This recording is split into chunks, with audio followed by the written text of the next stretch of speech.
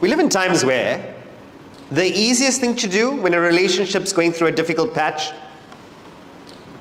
change. Country, it's not looking so good.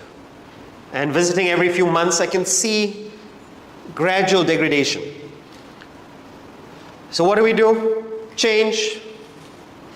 Partners getting on your nerves, change. Children getting on your nerves, wait, hold on. We can't just change the children.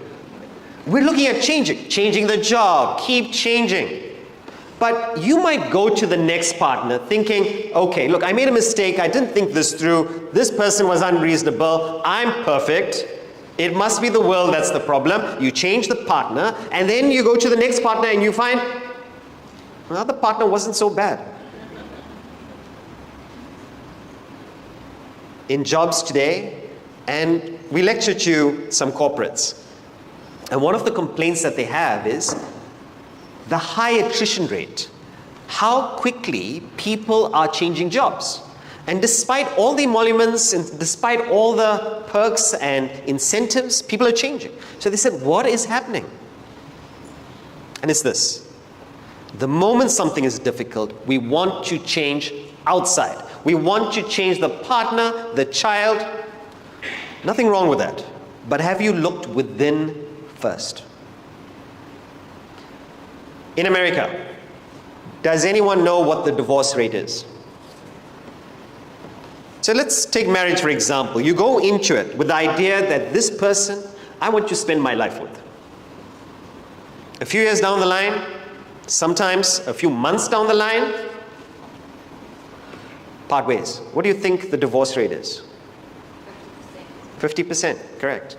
So 50%, so 1 in 2 marriages where they thought it would last for life, doesn't. So you would think with experience people get wiser. This is not true. All you need to do is look at your parents, and you would see that with experience does not necessarily bring wisdom. Because second marriage divorce rate, what do you think? Higher or lower? Higher. 67%. And you say, second time, now I've got it.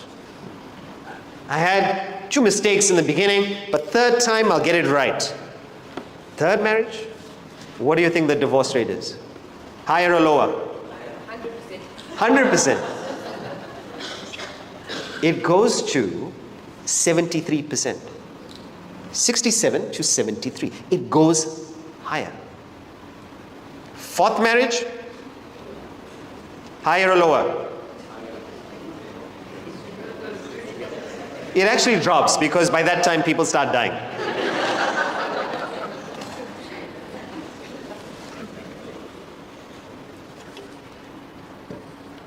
So we can go on changing. Changing jobs, changing country, changing partners. But it's not necessarily going to make us better. Because it is not so much, as my teacher Swami Parthasarathy says, it is not so much who or what you meet in life that matters, but how you meet it. Do you know the technique, the art of right relationship? So we've been living in India for the last 23 years.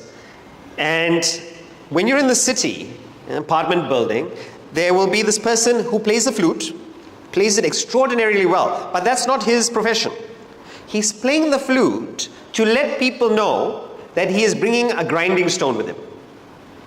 And the housekeepers come down from their apartments with their kitchen knives. And they come down and he sharpens the knives for them. And it's this kind of turning round block that he keeps moving quite rapidly, and with the knife, so skillfully, so gracefully, he's just positioning the knife, turning the grinding stone, and because of the skill, the art, it sharpens. I got quite inspired. I was watching him. I said, can I try? He said, only if you guarantee the knife. I said, no, thank you. Because slightly the wrong angle, the knife is ruined. You get the right angle, the right art, beautiful, sharpened knife. Same thing with life. It depends how we approach it. COVID. In South Africa, how many of you felt COVID very difficult? How many of you enjoyed COVID?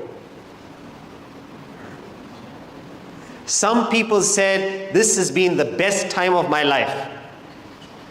So much quality time with the family. Other people said, too much time with the family. Some people said, COVID, it's an opportunity for me to be by myself, to get some solitude. Other people went into depression. I'm so lonely. It's all about how we relate. Pleasure or pain, and this is the first principle of relationships. Pleasure or pain is not in the object, it's not in the person, it's in you. One person picks up a cigarette. Moksha. Moksha means liberation, peace. Where? In the cigarette. Another person just smells the cigarette smoke, starts coughing. Who's smoking here? This is a public place. How dare that person smokes? Where is he? Where is she? Cigarette, being the same, produces pleasure in one person, displeasure in another. Therefore, pain or pleasure is not in the cigarette per se. If it was in the cigarette, I would recommend all of us smoke. But it's not in the cigarettes. It is in how we relate to it. Similarly, one person gets on so well with a friend of yours or with a colleague of yours, gets on so well. Another person doesn't get on. It's not that that one person causes agony to everybody. It depends on how we relate. Now you might say, Sudhakar, I know people who cause agony to everybody. Say, who? Mother-in-law. No. It's in how you relate. In fact, if you know the technique, every experience becomes beautiful. A difficult mother-in-law becomes an opportunity to evolve. A person went up to Socrates and asked him, Sir, do you think I should get married? Would you recommend marriage? Socrates was married. He says, by all means get married. If you get a good wife, you'll be a happy man. If you get a bad wife, you'll become a philosopher. So there's no losing when you have the technique, the art of right relationship. So before we get on to the techniques to have right relationships, perhaps let's start with the wrong technique for relationship. We might be more familiar with this one. There was a young couple. They had just gotten married and they decided to go to the Drakensberg for a honeymoon. And during the honeymoon, they said how romantic it would be to go horse riding. And they take off up the hills, trotting along, when suddenly the horse that the lady was riding on puts its forelegs in the air and throws the lady off. And the young groom, he's beside himself. Darling, are you okay? She coolly gets up, dusts herself off, goes to the horse and whispers something in the horse's ear. And the groom is saying, darling, come, let's turn back now. I think this is enough, let's go back. To which she says, it's okay, I'm okay. She gets back on and they continue.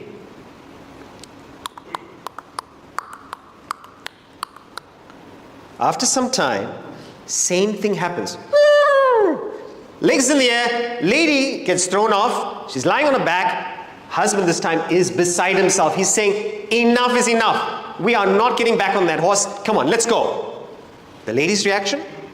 Again, coolly gets up, dusts herself off, walks up to the horse, and whispers something in its ear.